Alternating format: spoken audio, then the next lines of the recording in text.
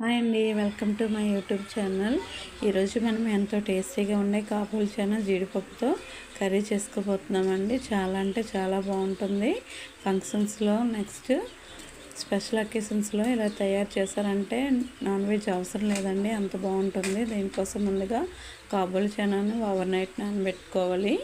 అలానే తర్వాత మార్నింగ్ జీడిపప్పును కూడా నానబెట్టుకోవాలి. తర్వాత స్టవ్ పైన పాన్ పెట్టుకొని జీలకర్ర వేసుకొని బాగా వేయించుకోవాలి. తర్వాత ధనియాలని కూడా వేసుకొని వేగిన తర్వాత చల్లార్చుకొని మిక్సీ జార్లోకి తీసుకొని పక్కన పెట్టుకోవాలి. ఒక 3 ఆనియన్స్ని అయితే తీసుకొని అందులో వాటర్ పోసుకొని శుభ్రంగా కడిగేసుకొని ఒక ఆనియన్ని స్లైస్గా కట్ చేసుకొని స్టవ్ పైన పాన్ పెట్టుకొని ఆయిల్ వేసుకొని కట్ చేసి పెట్టినటువంటి ఆనియన్ వేసుకొని బాగా వేగనివ్వాలి.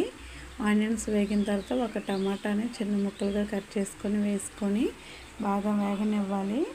టమాటా ముక్కలు బాగా మగ్గిపోయిన తర్వాత వెల్లుల్లి అల్లం కూడా వేసుకొని అల్లం వెల్లుల్లి బాగా వేగిన తర్వాత స్టవ్ ఆఫ్ చేసుకొని చల్లారనివ్వాలి. తర్వాత అవి కూడా మిక్సీ జార్లో తీసుకొని చల్లారిన తర్వాత గ్రైండ్ చేసుకొని పేస్ట్ని పక్కన పెట్టుకోవాలి.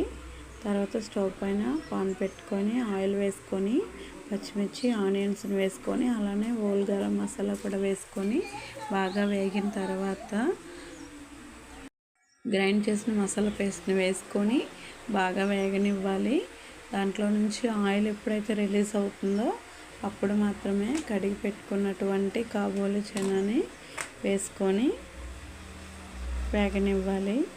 తర్వాత జీడిపప్పును కూడాను వేసుకొని బాగా కలుపుకోవాలి. వాటికి కూడాను బాగా ఆయిల్ రిలీజ్ అయినంత వరకు వేయించుకోవాలి. అలా అయితే మనకు మసాలా అంతా పట్టి టేస్ట్ అనేది చాలా బాగా వస్తుంది. తర్వాత రుచికి సరిపడా సాల్ట్, పసుపు యాడ్ చేసుకొని కారం కూడా వేసుకొని బాగా కలుపుకోవాలి.